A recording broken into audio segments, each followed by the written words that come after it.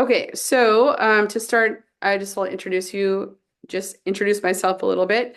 My name is Tiffany. I own Rock Bottom Wellness. I started this company back in, I think it was 2014, out of frustration with my issues with my own health. Years and years and years of struggling with debilitating fatigue, clinical depression, chronic polypharmacy of trying, getting medications just to try to actually feel better with nothing actually ever helping. I was eventually diagnosed with thyroid cancer, and I thought that would be the answer, honestly, to my problems because there would be a reason for why I was feeling the way I was feeling because thyroid affects every cell in your body. I was wrong. I've actually got worse. I felt worse. And when I asked my doctor, the head of endocrinology, if I could change my diet to help how I felt, and when he told me that food doesn't affect how I feel, I knew that that was my answer because that was the most crazy thing I'd ever heard.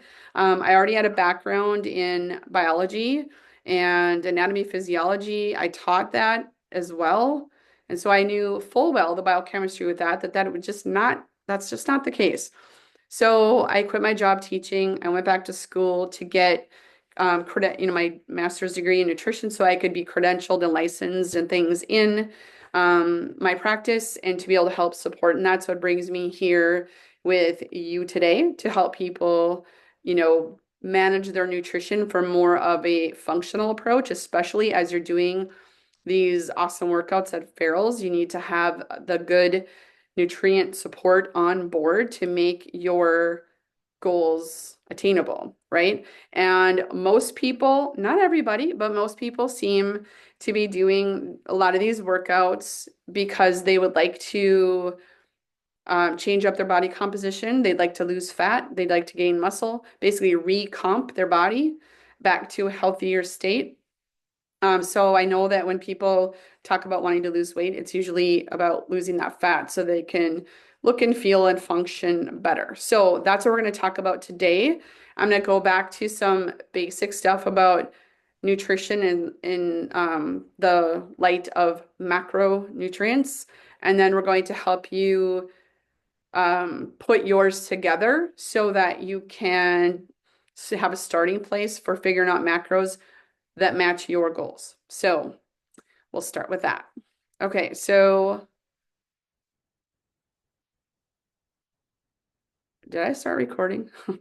I did. Okay. All right, so this is what we're going to do. Um, okay, hopefully you can see this okay. So we're going to talk about macros for optimal fat loss. That's the name of the game. Again, recomping your body. Even if you don't have, actual weight to lose, you are probably doing the workouts with Farrell's in order to maximize your body, right? Feel and function better. So we want to make sure we have good muscle and a healthy amount of fat in our body. All right, so first we need to do is know our nutrients. Our macronutrients are the proteins, the fats, and the carbohydrates, and they each have a certain amount of calories. And so when people say, I need to eat X many calories per day, what we're saying is we need this much energy, and the unit is the calories of each macronutrient that will, give us our total calories we take in from the day. So there is 4 calories per 1 gram of protein. Okay, so protein has 4 calories per gram. Carbohydrates also have 4 calories per gram. Fat has 9 calories per gram, so a little bit more than double. And then alcohol actually has 7 calories per gram. We'll talk about alcohol a little bit. That's obviously not one that I'm going to encourage you to include in your diet for fat loss because that's not going to happen that way. So we need to maximize our proteins, fats, and carbs, and also be willing and able to adjust, but you kind of have to track to know, right? And work with your goals. So the first thing I would say is that you need to understand sort of what your goals are. and kind of why. Because your why needs to be bigger than the effort it takes to get to the goal, if that makes sense. So sometimes people are like, I don't know, I just want to lose 20 pounds. I don't, it's fine or whatever it is. Like I'll just go work out and it'll take care of itself. And a lot of times people drop out after, with drop out as far as like dialing in their nutrition. They'll think, oh, I'm working out, so that's enough. And oftentimes it's not, especially if you have any other imbalances going on. Okay, so here's what we're going to be doing first. We're going to be talking about um, the big macronutrient that is going to be the most effective to your recomposition and having a really nice, healthy body composition. So, first thing you're going to do is think about what is your ideal lean body weight. Okay, so write that down. And we need to understand that. And honestly, I work with some people that don't even know what that is because they've never been close to that weight ever. Um, Assuming that that's not you, I would say, and even if you're a little bit sketchy on what that might be, what I would say is look at what your ideally in body weight is, or what you think it should be, or based on where you've been before, where you felt good, you didn't have to bust your butt at the gym to stay there, and you didn't have to starve yourself to stay there. Okay, think about what that weight was. This is just a starting point. And I also tell people that, let's say that their ideal lean body weight is 130 pounds, and maybe they're 190 pounds. And what if they get to 150 and you've been doing this, like we're going to talk about today, and they're dialed in on their nutrition, they're increasing their muscle, they're decreasing their fat. Maybe they get to 150 pounds and they look and feel amazing. Maybe they wear smaller clothes than they did when they were 130 pounds. Then maybe who cares? Then you just stay at 150 if that feels good to you. So that's what we want to do, and that's what I kind of mean about recomping the body. Okay, so what is that ideal lean body weight? And then you need to start at 100 grams minimum of protein per day. That has to be sort of a non-negotiable. If you're not there, you need to work on get there. I would say that's your first goal. Now, that's kind of the women. I would say that has to be their drop dead minimum, 100 grams. Men, probably more like 120. But honestly, that 100 grams is kind of a magic number in that that will help you maintain the skeletal muscle that you have. That's what you need to maintain it. So if you what is the amino acid just escaped me? Leucine. It's the amino acid leucine. You can look it up. That if you're not getting 100 grams total per day of protein in general, you're not getting enough leucine in your diet in order to stimulate muscle protein synthesis in your muscle cells, and you're going to start losing skeletal muscle. And when you're trying to lose weight, that's a big deal. Okay. So keep your muscle by eating 100 grams minimum per day. But that's best to consume 1 gram per pound of ideal body weight. So if your ideal lean body weight is 150 pounds, you should work towards getting 150 grams per day. Okay, quality counts when you're choosing animal proteins, and animal proteins have a little bit more bang for the buck than vegan proteins, especially processed vegan proteins. If you're counting or combining proteins like combining foods to get a complete protein like beans and rice, depending on, your other health markers, that could be too much glucose. It could be causing a detriment to your ability to lose weight. That it kind of depends on the person. So if you're eating 80% of your protein from animal sources and 20% from plant sources, that's probably going to be fine. And then just making sure quality counts, especially in the animal products. But I would even say that with the vegan or plant proteins because our plants can have lots of chemicals and stuff on them too, as we probably know. So 1 gram per pound of ideal lean body weight is where you want to be. Now, disclaimer, if you have some kind of kidney disease or something like that, then you need to speak to your doctor. They're probably, depending on what stage it's in, they're going to probably recommend much less than the 1 gram per pound of body weight. And then that's just, what you have to do for your kidney health. But for the majority of people without that kind of issue, they're going to be able to tolerate that. All right. So what you would do to sort of think about when you're meal planning is to get 30 to 50 grams at each meal, breakfast, lunch, and dinner. And then you're going to prioritize resistance training, which you're doing at Farrell's. You're doing lots of resistance training. That alone and your maintenance of your skeletal muscle and the building of that muscle is going to be more protective against you accumulating fat. It's going to be more important than, decreasing calories and eating fat free and all that kind of stuff. And I just want to say too that protein has the highest thermic effect of food, meaning when you burn calories, when you look at your metabolism, which is usually measured the basal metabolic rate. You probably, if you do the in-body, it's probably on there. And you might show that maybe your BMR is 1600 calories, meaning it takes 1600 calories for you to just survive. That's what you need to have in energy each day.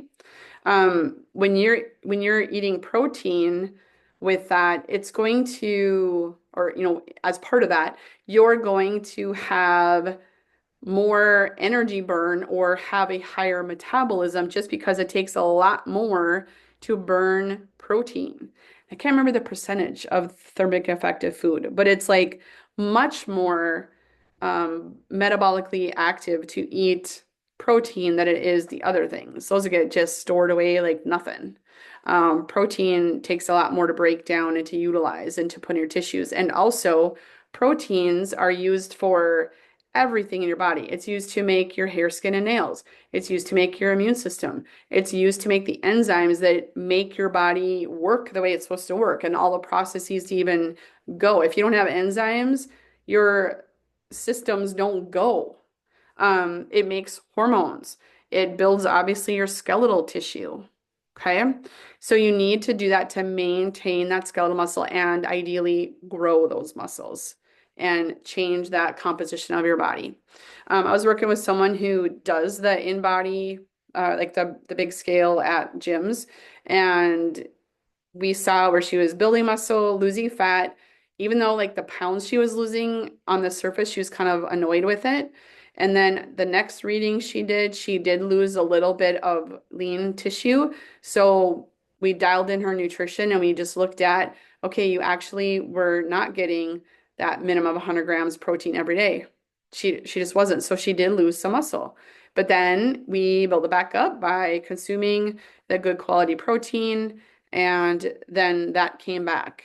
And then you're able to, again, recomp that body better. Any questions on protein at the moment? All right. So when you're going to plan your meal, I want you to think, what's my protein going to be? What am I going to eat for my protein? Okay. And then we're going to figure out carbohydrates. We're going to add those. They also have 4 calories per gram, but they have a lot smaller thermic effective food. They don't take a lot to break down compared to proteins. So for people who are metabolically stable, and I guess you could argue that if you're, overweight or obese, you're probably not metabolically stable. And that's why, you're in the condition you're in. But if you have good glucose numbers, if you feel like you don't have a lot of cravings, you're not eating all the time, and not thinking about food all the time, then I would say you're close to metabolically stable. But we just need to dial some things in a little bit. But generally speaking, we want to have a carb to protein ratio of 1 to 1. So if you're looking at 100 grams of protein per day, if that's what your goal is, because your ideal lean body weight is 100 pounds, then your carb intake should be about 100 grams as well. Okay. But let's look at what we're choosing them. What kinds of carbohydrates are we choosing? We're choosing primarily veggie carbs. So think of cucumbers, onions, peppers, tomatoes. I mean, that's technically a fruit. You can do low glycemic fruits. Those are going to have a lower carbohydrate profile. If you feel like you're not metabolically stable, if you've been told you're pre-diabetic, if you're questioning if you're pre-diabetic, then you're going to want to really stick with those low glycemic things. Um, I'm trying to think the different lettuces and things like that. And then layer in there some starchy carbs. So that's good for gut health and things too. But you want to moderate the amount and the frequency of them. And this is, like I said, especially for people who don't feel very metabolically stable or maybe have been told those that they're not, then you're going to really want to moderate those starchy carbs. Limit starch and grains, but especially the processed things. I want people as much as possible, and it's not always possible. It's not a perfect world, but avoid on the go type of things for your foods. Anything fast food, of course. You don't even need me to tell you that. But any kind of quick fix, those are just gonna be super processed and kind of wreck your metabolism because it jacks up glucose and insulin responses. So you're gonna want to um, eat whole grains if you're going to eat them. So you're going to actually make rice. We're not going to do minute rice or those little, I mean, frozen bags of rice that you can steam or whatever. That's maybe different, but not like, what's it called? Uncle Ben's minute rice. We're not doing that kind of stuff. We're not doing crackers just because they say heart healthy or whole wheat or whatever on them. Maybe you're going to get just better ones with less ingredients, things like that. Try to modify that and that will help. But your primary vegetable or primary carbohydrates should be from some whole food sources, okay? And then starches and grains, you want to this is if you are insulin resistant, if you don't move, if you're in this session right now, you're obviously not sedentary, you're being very active.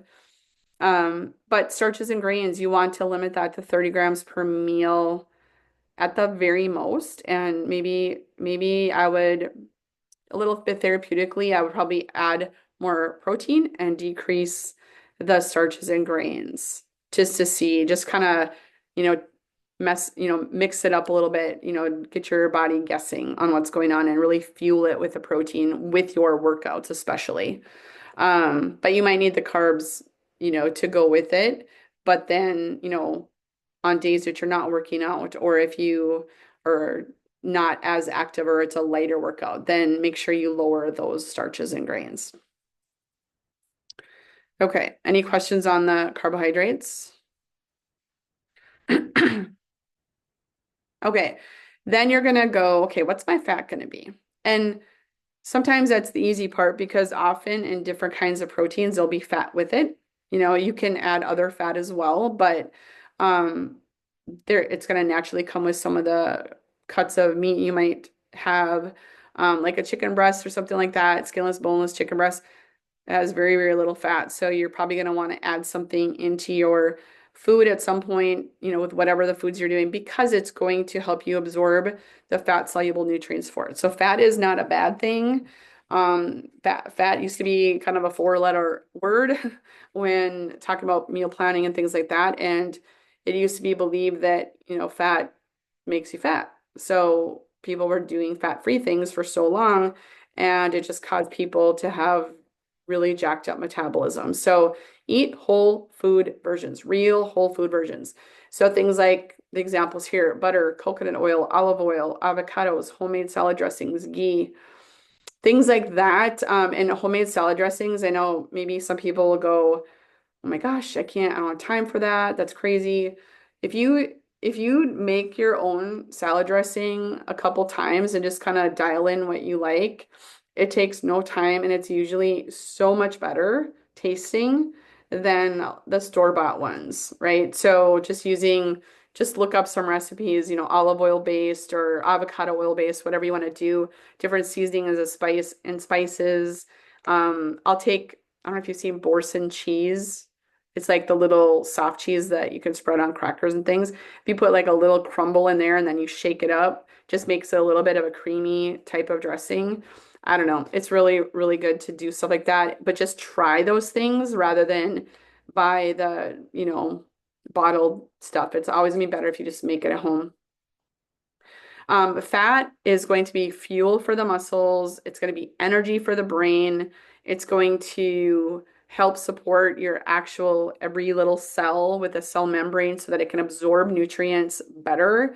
For example, if you have a plate of steamed broccoli or whatever, and you think you're doing yourself a favor by not adding any fat to it and have a lower fat diet, if you're going to absorb the nutrients from the broccoli or the sweet potato or whatever it is way better if you add a little butter or whatever to it, because that fat will help those nutrients be absorbed much more efficiently. And then you'll actually, reap the rewards from eating those types of foods. So fat, when I tell people to figure out their fat that they're going to have with their diet, it's sort of like whatever's remaining after you figure out your protein and your carbohydrate. Okay, so they're 9 calories per gram. So it's usually a lot less grams when you look at it compared to the others because of its more than double amount of energy that comes with it. Any questions on the fat? Okay. So let's customize for your macro goals. So this is where the metabolic math comes in. So you can do a couple things. You can track your food for 2 to 4 weeks. I like Chronometer actually better than MyFitnessPal. I've used them both, and I definitely like Chronometer better. Track it for 2 to 4 weeks. Be as diligent and specific as you possibly can be. And it's nice because both of those apps, and I'm sure there's a billion other ones, where you can scan your foods or scan labels or whatever so that you can get in, what you are actually eating versus just guessing. Some trackers I've seen, there's just not enough of a database to get the good, accurate results in there. And then look at where, um, if you maintain your weight, where do your calories lie, right? Where do your calories lie? Most women land between 16 to 2,400 calories to maintain where they are right now.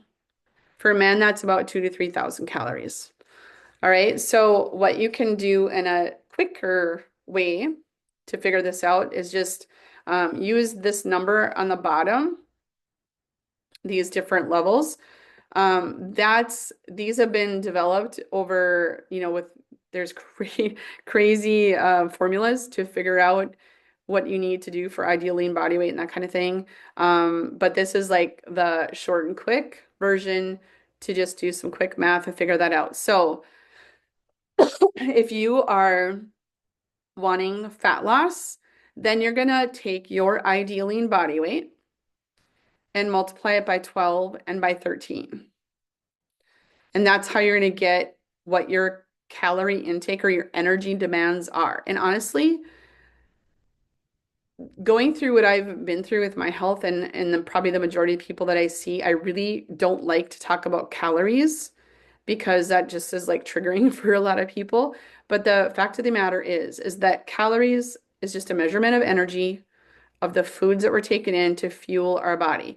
So calories are fuel, but it's what those calories are made up of and how they're consumed is the difference. And if you have a complete, this is a caveat. So this is why you need flexibility in looking at this and be able to adjust accordingly. So in a perfect world, we were in a little lab where if you eat this many calories and then to maintain your weight, and then you want to lose X many pounds a week, you would reduce by this much, do the math, and voila, you lose 2 pounds a week. And that magic number has been that it takes 3,500 calorie reduction to lose 1 pound of fat. That's what we've been told over the years. And so people think that if they just reduce 500 calories a day times 7 days, they should lose a pound a week without fail. It's just like how it works. I have seen, I don't know, maybe one person that that actually is true for. The rest of the people, that is not the case. If you have hormonal changes, if you have an autoimmune condition, if you have been sick, if you have ridiculous amounts of stress in your life, if you're taking a bunch of medications, that is not, that math doesn't work unless you're, like I said, in a lab in these perfect, pristine conditions. So that's why we have to be able to be a little bit flexible and be a little bit kinder to ourselves. But we want to talk about calories not as a punitive way, but as a way to say, okay, what do I need to do to fuel my body? And this is where you can start. So if you're looking to lose fat, now I'm going to get my calendar or my calculator out here. Um, Multiply your ideally body weight by 12 and 13. So if you want to be 150 pounds, that would get you on the low end, you would need 1,800 calories to lose that fat, to 1,950 calories. And I'm pretty sure that's probably a lot more calories than you might think that you would need. People would think that they would still have to knock off another 300 to 500 calories to actually lose the weight. Okay, so now that could be if you have a thyroid condition, if you have any of those things we just talked about, if you're recovering from surgery, you might need more calories than that or potentially less calories than that. Okay, so it's a starting point and then you adjust. The smaller you get, like if you go from, 190 pounds to 120 pounds, you need a lot less fuel to manage the 120-pound body than you did at 190 pounds. So you have to adjust and adapt. Is everybody clear on this part of things? Like figuring out if you want to maintain your calories, you use this one. And that's your current body weight. Not ideal, but current body weight. If you want to gain weight, you look at your current body weight and multiply by 18 and 19. And that's to gain the weight. Okay, there's a question here. Okay, you think it makes sense. Okay, perfect. Thank you, Cindy. Okay, so metabolic math example, current weight, 140-pound perimenopausal women. This is important. And men can have hormonal fluctuations as well, so let's just not forget them. But in perimenopause, their hormones are going up and then they're going down, and then they're going up and then they're going down. And then all kinds of things happen. And this person, their goal weight is 125 pounds. So that's a 15-pound fat loss, right? So with this, the maintenance calories is about 2,100. And, they figured this out by doing the math at 140 times 115 from here. Or they tracked for 2 to 4 weeks. And if you did that, if you did both, you'd probably figure out that it's about the same. Okay, if you're able to maintain your weight at that calorie range. If you're looking to lose weight, they recommended like a 20% reduction in calories in order to do that. So that's where these numbers come in. So 20% of that 2,100 would get 1,680 calories for someone who's 140 pounds. Okay, so take a second to figure yours out if you haven't already done so. If you want to be 125 pounds, you're going to be looking at multiply by 12, multiply by 13. Your calorie intake will be 1,500 to 1,625 calories. Now, I don't know, like for tracking, I know some of those food trackers, they'll also have you put in your exercise. And then what they will do is say, let's see, for example, maybe you're supposed to have 1,500 calories and you burned, say, 500 calories in a workout or something. And you'll have like 1,500 food calories plus burning. So they'll say, well, you have 500 calories to eat. Now, I think that kind of depends on the person. Um, I don't know. I don't always count that. I don't always use that for more calories to eat because there are other factors. Like if you just eat, even if you're not hungry, and you're just eating to, fill in the gap. from that formula on your food tracker, what happens, I think, for some people, depending on the person again, you could potentially be dealing with glucose dysregulation and exacerbating that. So I think we need to really dial in the nutrient density of the foods versus eating like a protein bar or a fiber bar or something like that at the end of the day just to, compensate for those calories. And if you feel ravenous at the 1,500 calories, it's because you're not eating nutrient dense foods. And also, like, you might get a little hungry here and there, and that is okay. That's what you want. It's when you stop hearing the hunger signals that you have some issues. That's kind of a sign of some dysregulation for sure, as in a thyroid problem. Okay. Any questions on that? Okay, let's see here. Okay, so just another example. I mean, we don't have to go through all of these, but now we need to figure out, I don't need to go through this part again, but now we need to figure out how do we translate that into the macronutrients, the proteins, the carbs, the fats. All right, so I'm just using this one as round number, 120 pounds by the 12 and 13, or you could track it and figure out what are those calories for maintenance. So this person needs to eat 1440 to 1560 calories for fat loss. Okay. So they need, so we're just going to round it to 1,500 calories. Okay, so protein has 4 calories per gram. So they want to be 120 pounds. So they need 120 grams of protein. Okay. Multiply that by 4. And that gets you 480 calories.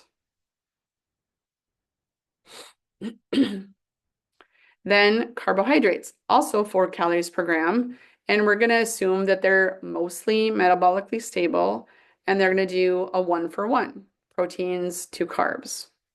So that would be also 120 grams carbohydrates. That would be 480 calories per day in carbohydrates. Okay.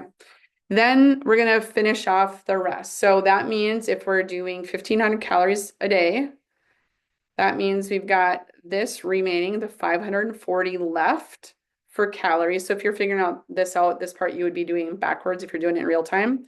So 540 divided by 9, because of the 9 calories per gram, is 60 grams of fat per day.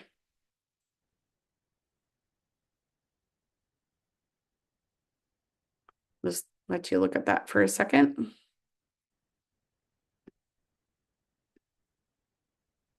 So if you had it in your food tracker, I think a lot of these you can set your macro goals. I feel like some of them, even when you put in custom numbers, it's a little hard. It wants to push like a percentage on things, but do as close as you can because this is going to change. Because even if you try to get 120 grams in, there will be days that you're going to get 150 grams in or 90 grams in. So things will kind of adjust anyway because we're not living in a lab and we're busy and sometimes we're tired and sometimes we don't want to do the things. So we have to just realize that there will be an adjustment, but the further off we get from this, the more like consistent we getting off of that, then our results will just not be as, not as good as far as getting us to our goals. All right, there's that. All right, the ideal lean body weight. Here's another for 140 pounds, 12 and 13. We already talked about this, 1680. I think we did 1680 to 1820. And then if you want to be 115, 1380 to 1495. I mean, this is repetitive. You get kind of the math on here, but we're talking about in this case someone who's maybe a little less metabolically stable. Or maybe you're doing this if you want to kind of test out the carbohydrates. Where do you feel better? What fuels your workouts better? What gives you better energy? What gives you better glucose control if you happen to know that, or if you're wearing a CGM? So this is an adjustment to that. So we're going to talk about this 140-pound person. Um, so 140 grams protein per day is the goal here. So that's 560 calories. But because they're not metabolically stable, we're going to go down a notch. We're going to go down to 90 grams of carbohydrates per day versus that 1 to 1. This person probably can't handle 140 grams of carbohydrates. So now their carbohydrate calories are less, which makes their fat more, right? So now we have this many calories remaining, 760 divided by 9 gives us 84 grams of fat. And that kind of feels scary a lot of times for people. But again, you need to test it out. If you add more fat like this, you might feel bogged down, or maybe you don't have a gallbladder and you can't tolerate the fat. So maybe you need some digestive enzymes with ox bile in it, or maybe you need some support in that way. Um, so what you need to do is if you're gonna fluctuate your macros a little bit, but mainly stay in that range, I would first adjust protein, more than likely adjust it up, especially on those days where you're doing your intense workouts. And, then that kind of naturally causes the fat to go up. But for sure, play into those carbohydrates. For years, have thought I feel so much better working out in the morning fasted. And I thought it was fine. And then I decided I'm going to see what happens if I add a little bit of a complex carb, like maybe half a apple or something like that. And actually felt better.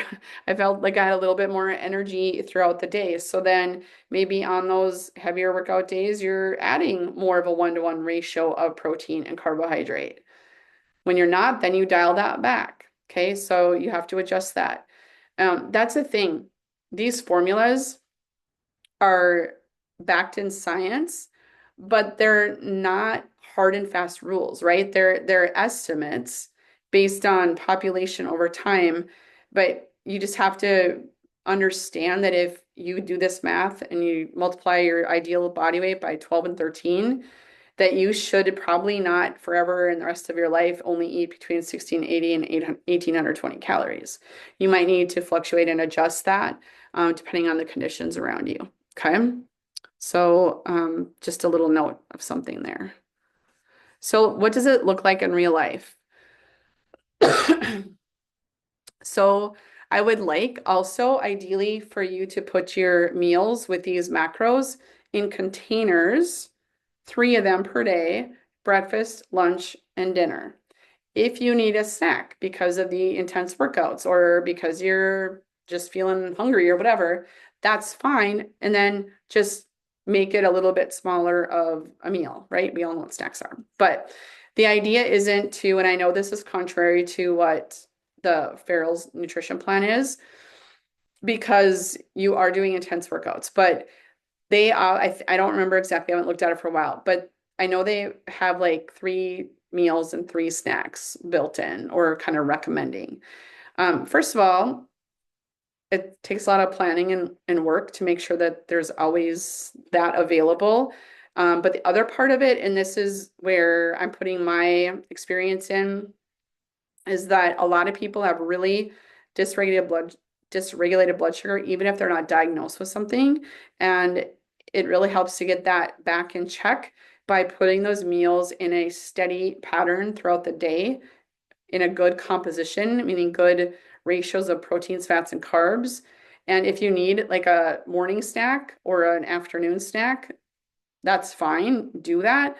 But we want to make sure our meals are good quality enough to bridge the gap from like breakfast to lunch and then lunch to dinner. And then it also actually causes less, having to think about prepping, packing, bringing with you extra food all the time. So here's an example. 3 medium eggs are about 6 grams of protein per egg. So that would get you 18 grams of protein from just the eggs. 2 strips of bacon 8 grams of protein each would be about 16 grams of protein. This is just a very simple example. If you were to, prior to frying those eggs, throw in some frozen, even if you got the frozen bags of peppers and onions that are chopped, diced up, saute them in some avocado oil. I don't even know if you would need the 2 tablespoons, to be honest. Probably one is good, but you can adjust as needed. Saute those veggies in it, cook the eggs and bacon next, and have a half cup of fruit, like probably like berries, blackberries, blueberries, raspberries, things like that. They're lower glycemic, but they also have lots of fiber, lots of other nutrition. Um, or maybe if this is prior to a workout, maybe you throw a banana or half a banana in there, or mango or something like that. Give you a little bit more carbohydrate to help you fuel that workout. So right here is 34 grams of protein. There could be a gram or two, in the vegetables or whatever else you're doing. So that's a way to do that. Okay. Um, you might need to prioritize. I know some of you get up super duper early for these workouts, but you might need to prioritize an extra 5 minutes to get something whole food in your diet. Make things ahead of time and have them individual servings so you can have kind of a grab and go thing, but in a much healthier way. And then you would just know that this is this much protein and I'm good to go. Okay, then for lunch. I would say the majority of the people that I work with seem to do something that they've had leftover and they plan for that. So if they're making steaks for dinner time, they will purposely make extra so they have stuff to bring with them for lunch. So you're not planning a whole other thing, the day of.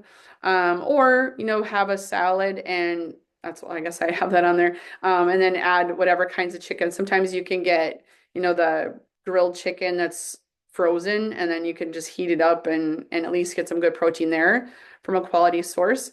But if you did a leftover steak or something like that, 5 ounces of that is about 8 grams per ounce of protein. That's 40 grams of protein in the salad. Throw it on your salad, put on your homemade dressing, or if you do get a bottle dressing, that's fine. That don't worry about that you're not doing the right thing if you're not making homemade dressings or homemade everything or whatever. But the goal is to make it as, good quality as possible. So whatever you can do with that.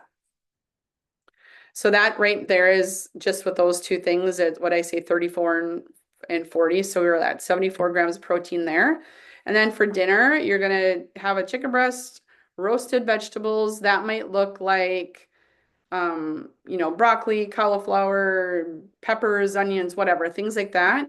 You can also throw in some starchy carbs like potatoes, sweet potatoes, carrots.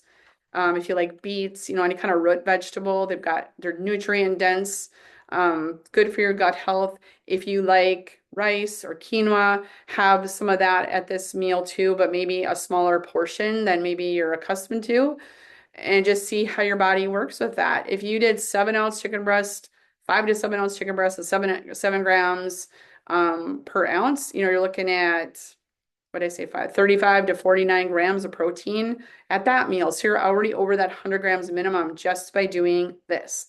And what I tell people to do is to start with where you're at and then just make it better. So if and you can even do that per meal. So if you already are doing some version of this lunch where you're taking some leftovers and throwing it on a salad or having a salad on the side, look at what you're taking with. Are you just taking the scraps of the leftovers, like where there's just a couple ounces or something like that?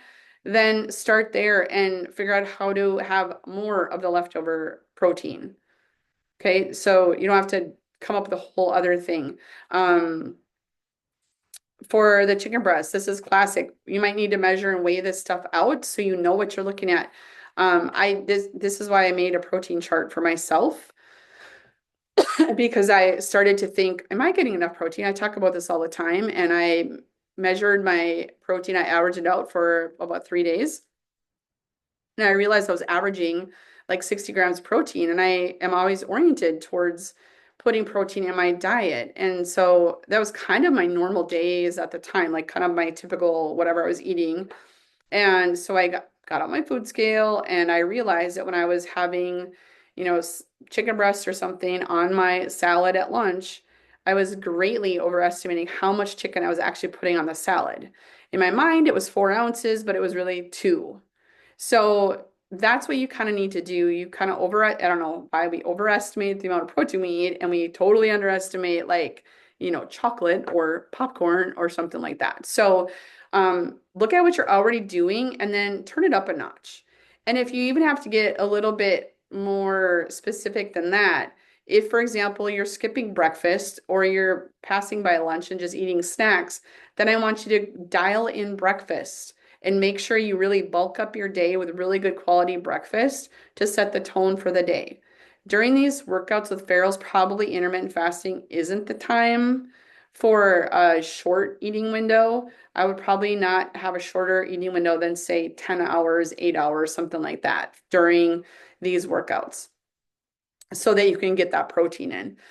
So dial in your breakfast, or if lunch is kind of skimpy for you, dial in the lunch. Get your lunch, more robust. Make sure you're getting that protein in so you can fuel your body till the next meal and then that dinner. So just start either with looking at what you're already doing for protein and making that better, or start with one meal and just dial that in and make it awesome. Make it the best you can to boost the nutrition. Just keep thinking, how am I going to best fuel my body to reach my goals? So the first short-term goal would be to get through the days and get through those workouts.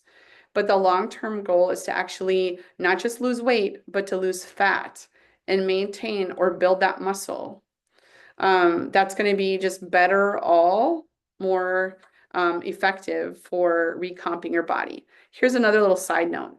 Oftentimes, when we do a formal kind of scheduled exercise, our our non-exercise activity levels decline, and then that is what's actually going to help us with longevity. So what I mean by that is a lot of times if we say, okay, we're going to the gym, then the rest of the day we may not go for that extra walk, or we may not get steps in because, well, we did that workout, so I don't have to do that now. And that non-exercise activity, just taking steps, is actually going to contribute to your health long term as well. So, not that you have to add something else to your plate, but just be mindful that just because you go to your Farrell's workout doesn't mean that you can, lie on the couch the rest of the day every other day. I mean, I know you're not really doing that, but just keep the movement going, right? Keep the steps. Park further away. I used to think that was the stupidest thing. Just seems so inefficient because we're always in a hurry. Park away from the door, park further away in the parking lot, take the take the steps, not the elevator, all that kind of stuff. But it's true, it's showing up more and more in studies, peer-reviewed studies, how that really supports overall health, longevity, and mobility, all that kind of stuff. So think of that a little bit more as functional fitness, and that contributes to your metabolism as well. So it's kind of got all hands on deck, and if you just put one thing into practice at a time, you'll get there and you'll accomplish your goals. All right, is there any questions? Somebody want to go back to any of the math at all? Or work through any of it for yourself? We can go through any scenarios you might want.